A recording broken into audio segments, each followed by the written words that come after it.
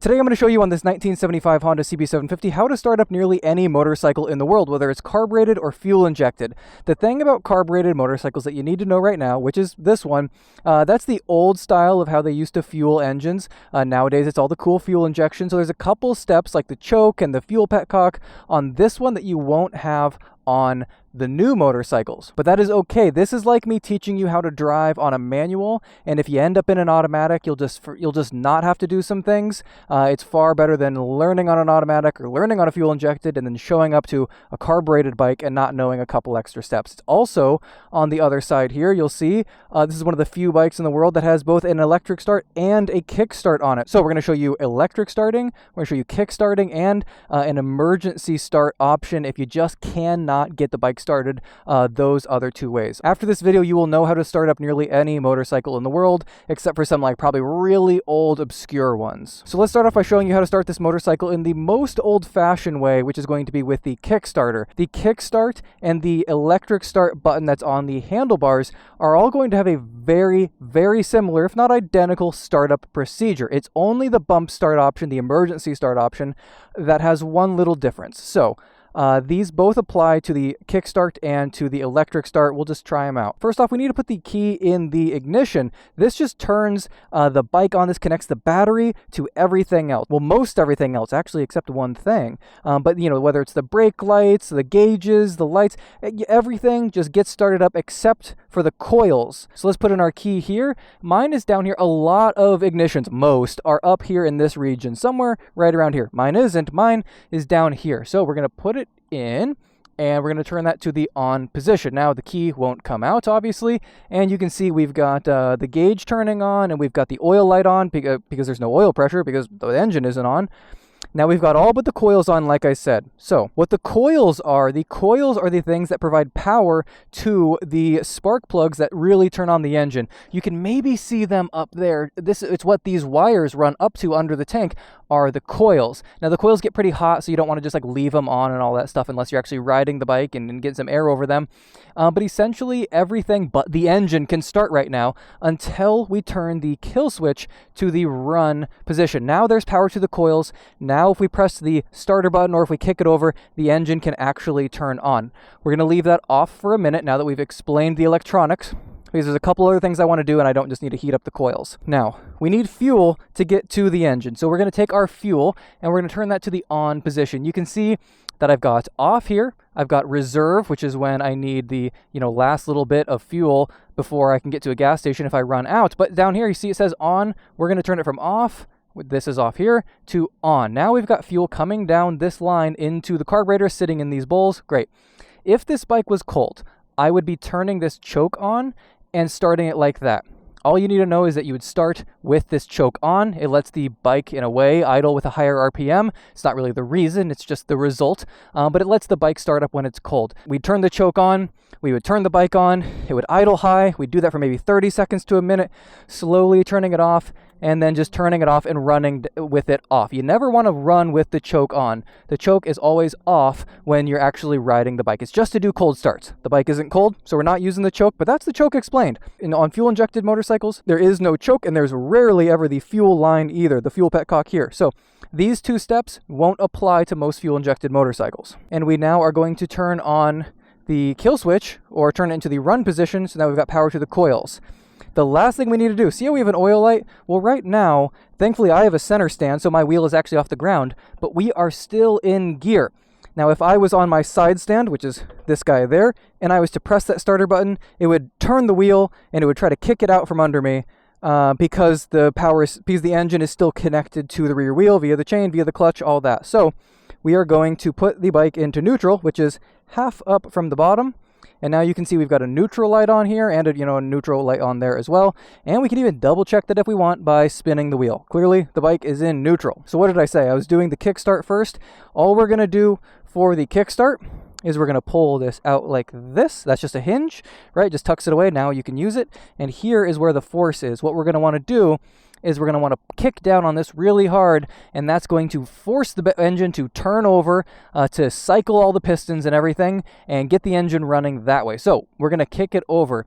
Some bikes are easier to kick over than others. This is a 750cc inline 4. It is not the easiest, but it's also not the hardest. Sometimes what you have to do with a Kickstart is you have to kind of like slowly kick it over until you find like a really high pressure spot, which is usually top dead center. And then once you feel like a lot of resistance, you give it the big whack. This one, because it's hot, we don't need to do that, but all bikes have a little bit different technique for how to use the Kickstarter, so if you can't figure it out on yours, no big deal. You may just have to use the third option if there isn't an electric start. But from here, I'm just going to stand up on the bike. You can see I'm on my pegs right now on both sides. Just out of habit, pull in the clutch just to really make sure there's a disconnect from the engine to the rear wheel. I just don't want it taken off on me. It's just a good habit to have. You should really just always hold in the clutch. It takes no effort. Just hold it in. Lastly, before I kick the bike, you'd want to make sure that when you grab this throttle, you're not like holding it open and then kicking it, and then you're just going to like blast the engine and just redline the thing. So try to make sure if you're going to hold onto the throttle, which you should, make sure you're not twisting it while you hold it. You can also, if you're really cautious, hold the front brake. I don't really do that because I'm holding in this clutch. The bike is not going anywhere, even if it was in gear. So from here, I'm going to stand up. I'm going to kind of make sure you guys can see this if you can. I'm going to look back, and you can see I have like, there's a good amount of pressure right there, and then it's loose. See, I'm like, you can hear those clicks. I think I've got that's a good pressure spot right there, all the way up, and just one swift kick down. There we go. You can hear the bike is running, and then from there, we're just going to put the kickstand away, out of the way, and we are good to go. I can also slowly pull out the clutch and make sure that rear wheel isn't moving. See, we're all good there because we're in neutral. The oil light is off because the engine is running and there now is oil pressure. The bike is on, and you can feel free to take off as you see fit. I'm going to kill the bike with the kill switch there. Now, I don't even need to get off the bike to show you the next one. It's the same exact thing, except instead of the Kickstarter, we're just going to press the dang start button. Nearly any bike made in the past 20 years or so, especially street bikes, have an electric start option. This is probably what the majority of you watching this video will be using. I'm going to hold in the clutch. Nothing else changes. The kill switch is in the run position, and I'm just going to press the button. There we go. That's it. I normally just give it a little bit of gas, but I don't even think I have to. Yeah, see, it's just kind of a reflex, just to like, when I turn the bike on, I just press the button and whack the throttle just a little. I don't know, just seems like the right thing to do, so it's what I do. More consistently starts up the bike that way, but if you want to show off on how finely tuned your bike is, don't even touch the throttle. Now, the third way to start your motorcycle, and I'm sure there's a fourth, fifth, sixth if you do some really weird kooky things, but this is like the main emergency way to start your motorcycle if it just isn't starting over the other way. Whether you just can't kick it over for some reason, whether your electric start is broken, there's a slew of reasons that your bike may not start if it's not in perfect condition or otherwise. Maybe your battery's dead. That's probably going to be the most common one, is if your battery's dead. But essentially, there's a lot of different reasons that could cause you to need to start the motorcycle even when it doesn't want to. Now, we have still got the ignition on. We have still got the fuel on. We still have the choke off because the bike's warm. We are still going to turn the kill switch to the run position.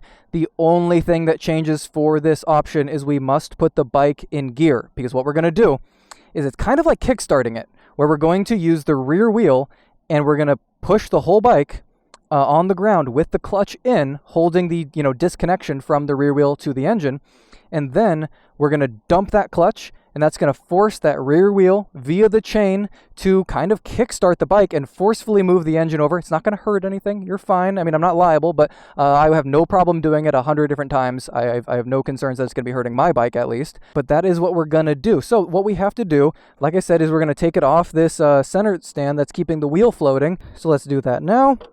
And we can put it on its side stand, and we're going to put it in gear. We're going to step down all the way into first. You can feel it's in first. Some people do it in second if you want to. More power to you. Maybe you like second. First always works for me. But now that the bike can't move if I don't have the clutch pulled in, you can see, because what's stopping it really is the engine not wanting to move. So we've got it on the run position so that when the engine does want to start, it will. This is a common mistake. People leave the kill switch off. You got to leave the kill switch on or in the run position. Move the side stand out of the way. Hold in the clutch, and now all we have to do is, you can see, we can start rolling with the bike, and we're going to move it a little ways here, pick up a little bit of speed, and we're going to dump that clutch. Oh, the tire dragged. It's a little gravelly. Oh, you know what I forgot? There's a 3.5. There's a bonus way I get to show you in a minute. That's actually pretty cool. Okay, so let's see if this does work though. We're gonna dump the clutch. And then pull the clutch back in, get on that front brake to stop the bike, and it is started. Just like normal, we can put the bike into neutral, let out the clutch slowly, we're good to go. Side stand. Oh, it's hot out. The bike is started. But that was a great reminder because we hit a little bit of gravel that caused the rear wheel to slide. We dropped the clutch, and instead of it forcing the wheel around, it just dragged like as if it had the brakes on it. And that will happen on lighter bikes. Thankfully, in a way, the one benefit to this bike weighing 550 pounds is that it rarely drags the rear wheel if I ever have to do that. But I have a BMW R65 that is much lighter, and that bike, if I dump the clutch like that, it'll just slide the rear wheel. Okay, so here's your bonus way to start your motorcycle in an emergency situation.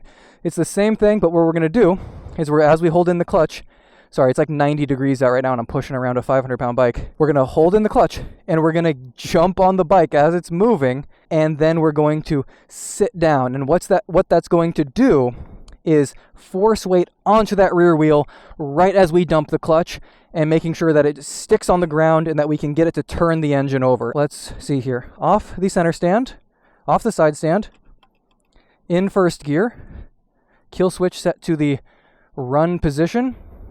Let's give it some speed here. Let's get moving. And I'm going to jump on the bike, stand up, just like that. Not the coolest way to start the motorcycle, probably not the coolest way to leave your local high school or bar or whatever, but man, that is going to get the bike started. A lot of dirt bikes will need you to do it that way. Dirt bikes are way too light to be doing it just by pushing it and dumping the clutch. Now, if you don't know me, I have a TikTok where I post a lot more, much faster tips, advice, how-tos, insights on building and riding motorcycles. So if you want to watch smaller, more digestible clips, you can go there. Let me know if you have any questions, if I missed anything. See you on the next one. Mm-hmm.